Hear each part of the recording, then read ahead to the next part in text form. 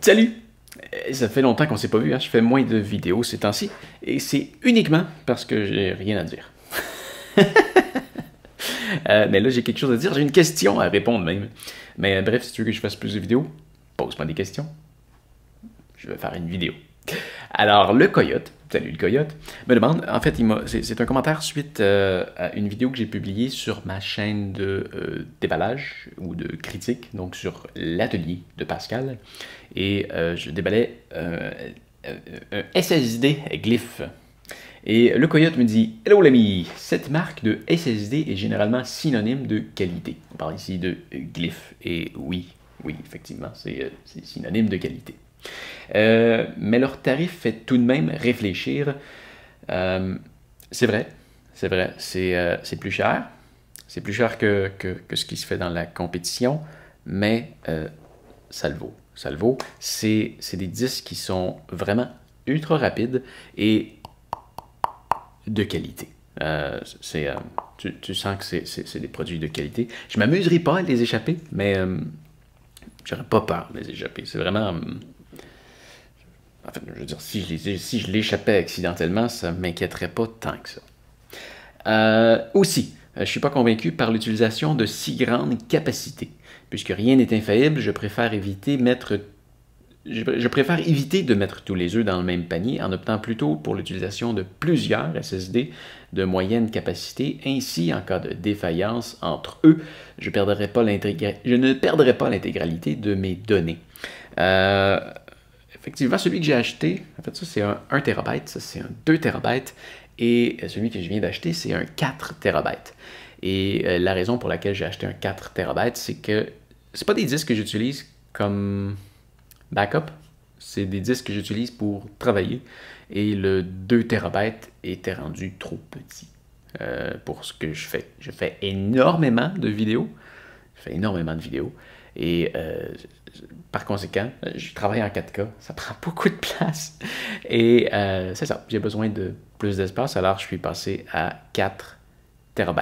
Lui, je vais l'utiliser maintenant en voyage, tout comme lui, pour faire des copies de sauvegarde de mes cartes mémoire de mes caméras. Donc, ouais, si je vais vers du 4 TB, c'est parce que j'en ai besoin. Tu me disais qu'ensuite, contrairement au HDD, les SSD ne sont pas défragmentables. Alors avec le temps, ces SSD de très grande capacité deviennent très lents au décryptage et même leur formatage complet n'y change rien. Ceci dit, la nouvelle norme de USB-C a amélioré les temps de transfert. Qu'en penses-tu? Bonne journée, mon ami. Oui, c'est vrai, le défaut d'un SSD, c'est qu'à la longue, bon, la différence entre un SSD et un HDD.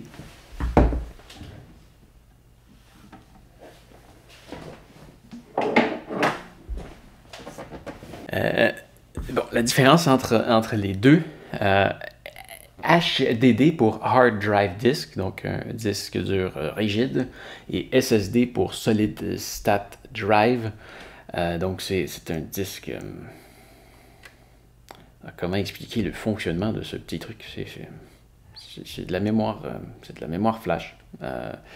C'est spécial comme fonctionnement, je ne suis pas capable de l'expliquer.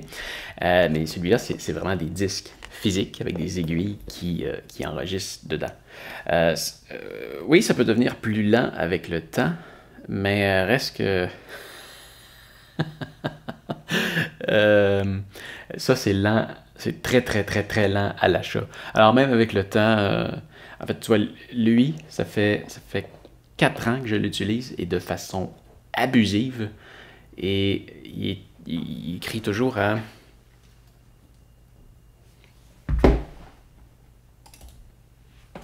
Il écrit toujours à une vitesse de 524 MB par seconde. Le nouveau que j'ai acheté en fait 787.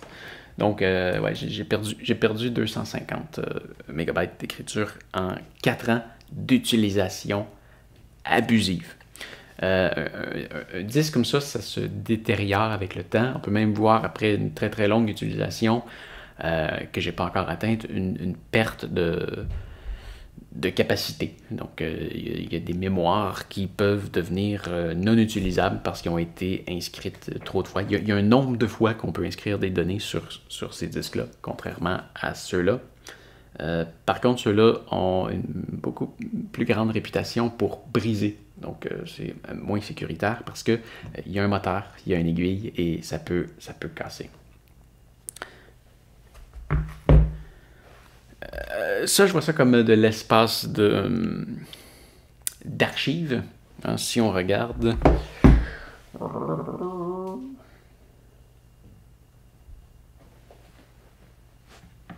Ici, les 3 disques que tu vois là, plus le boîtier qui est là, c'est des disques comme ça qui sont à l'intérieur, et ça, c'est des boîtiers d'archives. Donc, c'est très, très lent.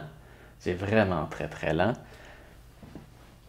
En fait, quand je vais aller rechercher des informations là-dessus, tu vois ici en lecture, je suis à 860 avec ce disque-là. Et quand je vais rechercher des informations sur ces disques-là, je suis limité à peu près à 110. Donc, c'est 8 fois plus rapide de lire une information sur ce disque-là. Donc, c'est pour ça que je travaille avec ces disques-là. Et oui, je paye un petit peu plus cher pour avoir des glyphes parce que c'est de la bonne qualité. Et même avec le temps, j'en fais une utilisation abusive et ça résiste très bien au travers le temps. Alors, je considère que ça vaut vraiment le prix que j'y mets. Maintenant, parlant de données, je suis en train de tester quelque chose de nouveau parce que je commençais à avoir un problème. Je tourne énormément de vidéos. Et sur cette chaîne-ci, même que j'en ai fait beaucoup, je tourne en 4K.